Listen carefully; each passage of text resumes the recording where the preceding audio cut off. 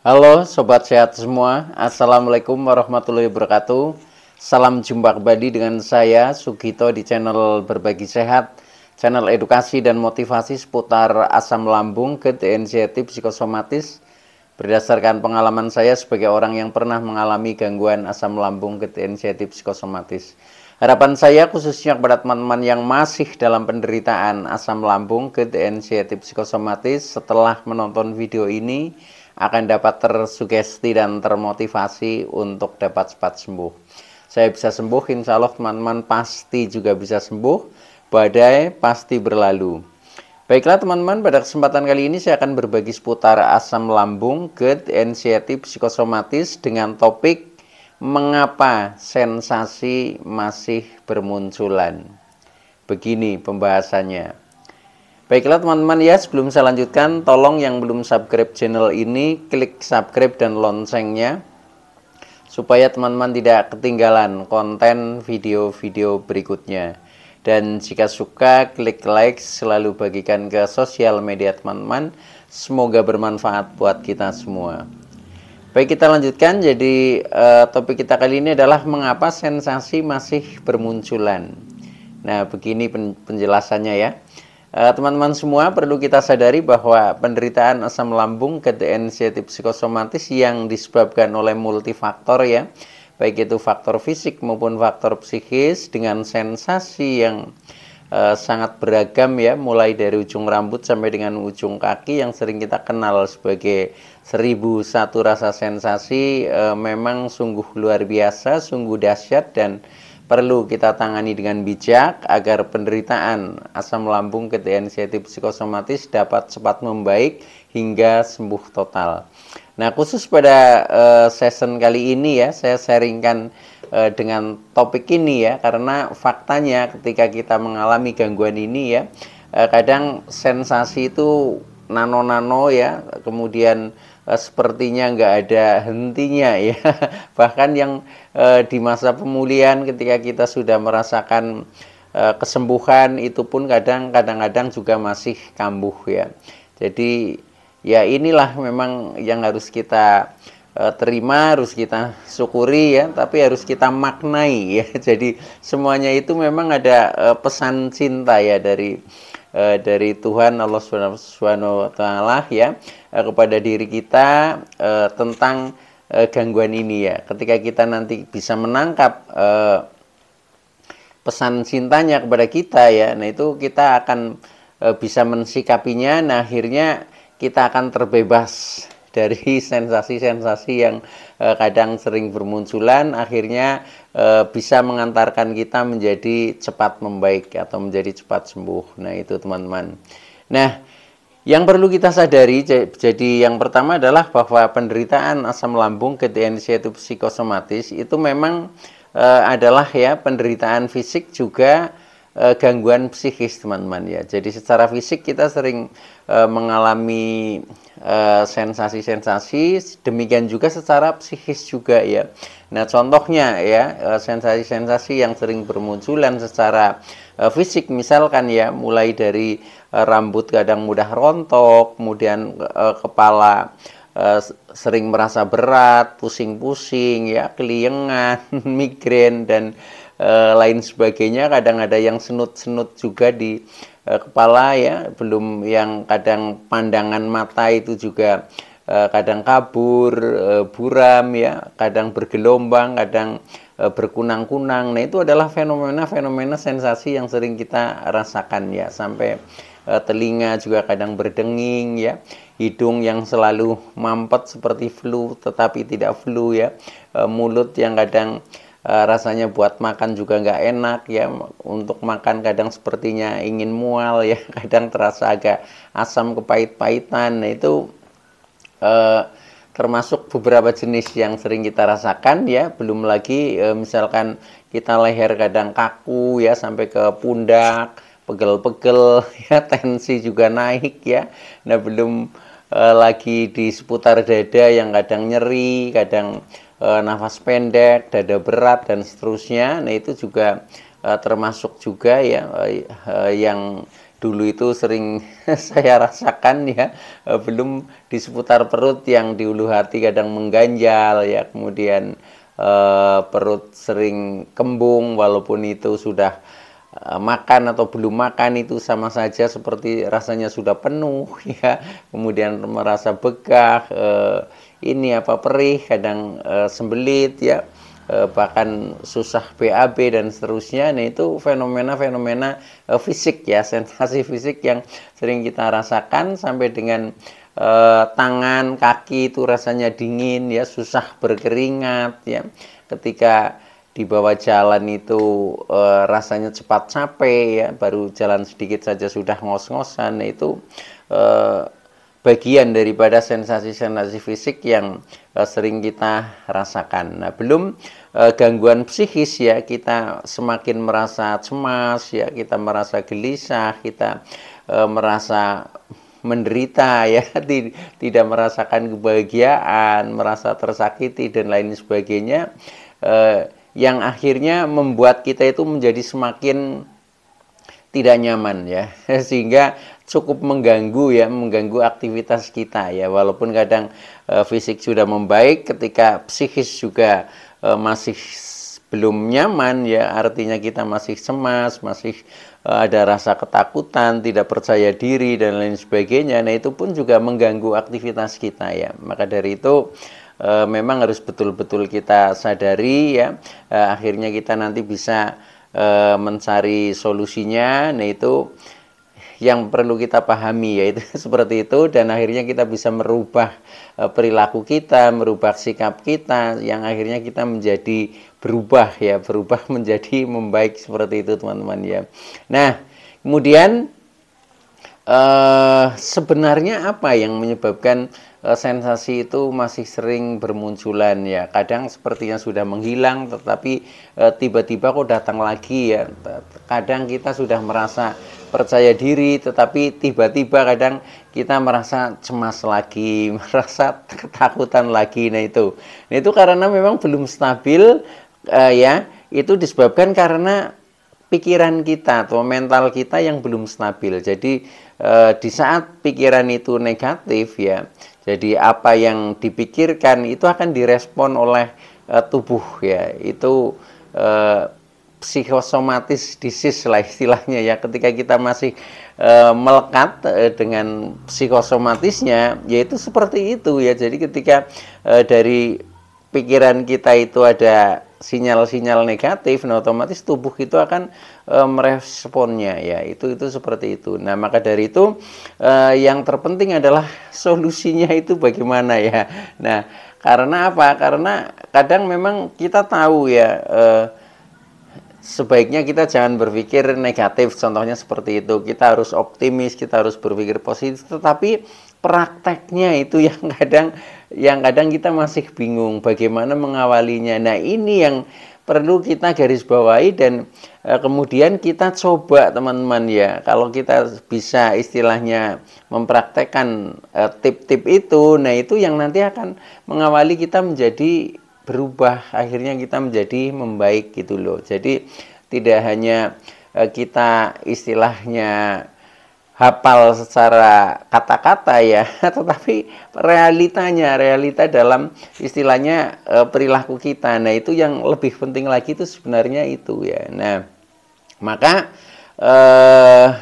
solusinya adalah ya merubah mindset teman-teman ya. Jadi mindset itu pola pikir ya. Jadi mindset pikiran menjadi positif lah, intinya seperti itu. Nah menjadi positif ini masih luas ya, masih caranya bagaimana. Nah dengan cara ya, jadi melatih pikiran positif itu dengan cara yang pertama adalah selalu bersyukur teman-teman.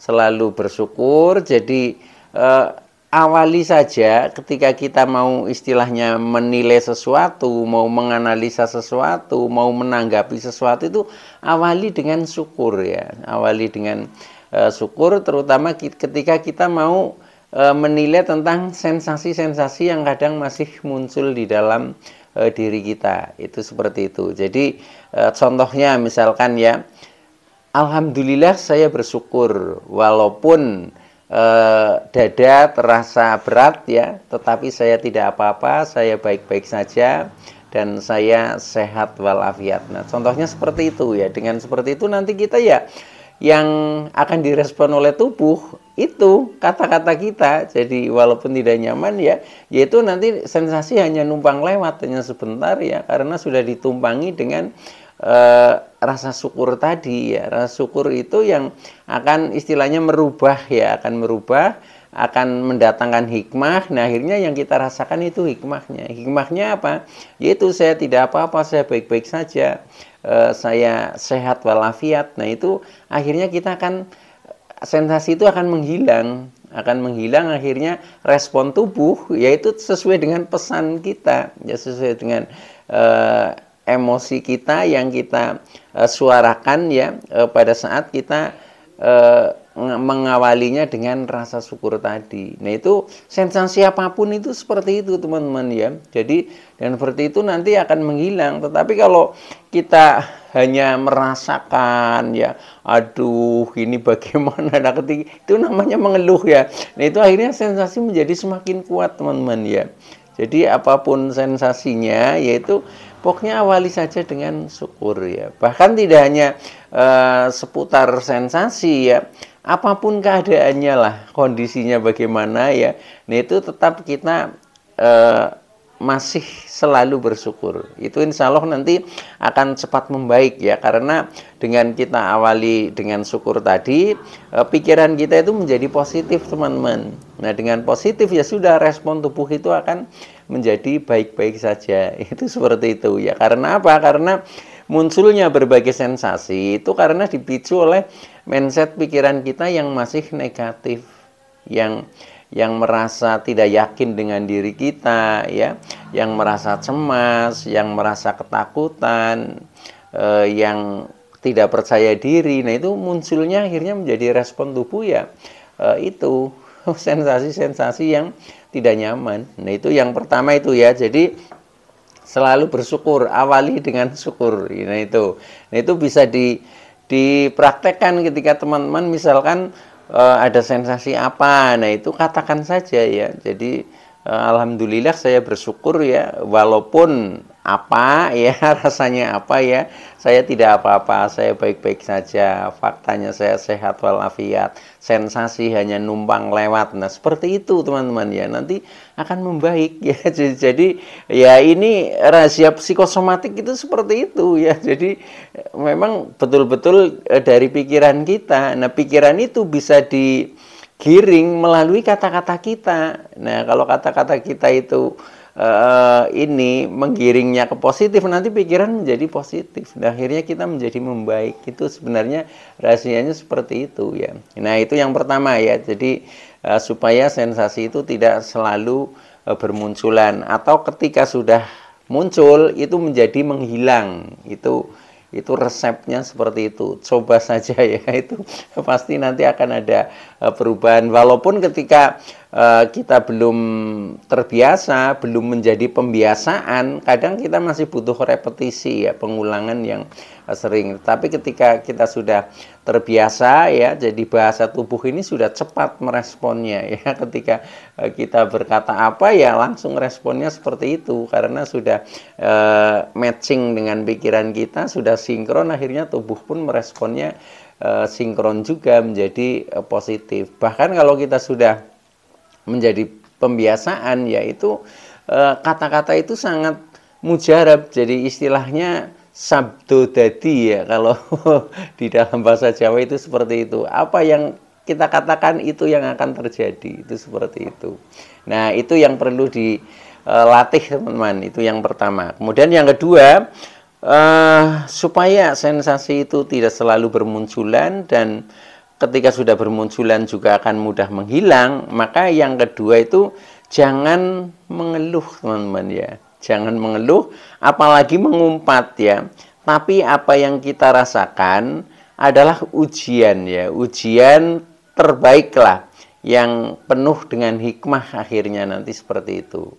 Jadi ini ada hubungannya dengan yang nomor satu ya, itu seperti itu. Jadi kalau kita sudah bersyukur pasti tidak akan mengeluh, itu seperti itu. Tetapi ini untuk menandaskan ya, untuk supaya lebih bertekanan lagi ya, lebih menguatkan lagi ya. Nah, itu kita harus ini punya kesadaran bahwa kita tidak boleh mengeluh ya. Karena apa? Karena dengan mengeluh itu sama saja kita rasakan rasa yang tidak enak. Nah, akhirnya rasa itu menjadi kuat, menjadi semakin timbul ya. Tetapi kalau kita tidak mengeluh, bahkan kita seolah-olah tidak merasakan ya, kita cuekin ya, kita masa bodoh. Nah, itu rasa-rasa itu akan menghilang karena pikiran juga tidak akan memikirkan tentang sensasi-sensasi itu, tetapi pikiran justru berpikirnya positif ya. Nah, akhirnya sensasi itu yang akhirnya akan terkikis menjadi menghilang. Nah, itu karena apa? Karena psikosomatis memang seperti itu teman-teman ya. Kalau kita sebenarnya bisa mengendalikan pikiran, nah itu ya akan cepat membaik. Tetapi faktanya kita dikuasai oleh pikiran ya. Jadi sebenarnya kalau kita bisa memahami tentang diri kita ya, itu pikiran itu adalah alat ya. Alat yang harus kita gunakan untuk mencapai tujuan hidup lah, itu seperti itu ya. Tetapi yang terjadi karena kadang kita kurang kontrol diri ya, kesadaran kita itu juga kurang tajam. Nah, akhirnya kita yang dikuasai oleh pikiran, sehingga rasa-rasanya yaitu kita selalu ketakutan, kecemasan, isinya tentang was-was, khawatir dan sejenisnya. Nah, ketika seperti itu yaitu terjadi psikosomatik, akhirnya respon tubuh kita menjadi tidak nyaman, itu seperti itu. Nah, itu yang kedua ya. Jadi jangan mengeluh. Kemudian yang ketiga, afirmasi kata-kata positif, teman-teman. Jadi ini penting sekali ya buat kita yang mengalami gangguan psikosomatik ya. Jadi karena dengan afirmasi ini juga akan memperkuat mental kita, termasuk membuat pikiran kita jauh menjadi lebih positif ya. Jadi afirmasi ya kata-kata yang membangun ya, kata-kata yang membangun, yang memotivasi, sehingga kita secara mental itu menjadi lebih kuat ya. Contohnya asam lambung tidak berbahaya ya, saya tidak apa-apa, saya terbebas dari gejala asam lambung, saya terbebas dari gejala cemas, saya baik-baik saja, saya sehat walafiat dan seterusnya ya. Itu sebenarnya ada di video saya yang lalu ya, khusus tentang afirmasi positif. Nah, itu bisa diputar kembali ya supaya bisa sebagai bahan istilahnya ya, panduan lah seperti itu ya. Tetapi ketika teman-teman itu mencipta sendiri kata-kata positifnya, ya itu lebih bagus, nggak apa-apa ya. Dan gunakan ketika kita afirmasi itu, usahakan kita gunakan bahasa ibu, teman-teman. Jadi bahasa ibu itu bahasa yang kita pahami ya, jangan kita mengatakan tetapi dengan bahasa walaupun kelihatannya canggih ya, tetapi kita tidak paham maknanya. Nah, itu nanti respon kecerdasan bawah sadar itu akan susah menangkapnya ya. Maka dari itu kita usahakan gunakan bahasa ibu. Bahasa ibu itu bahasa kita sehari-hari ya. Mungkin orang Jawa pakai bahasa Jawa ya nggak apa-apa ya.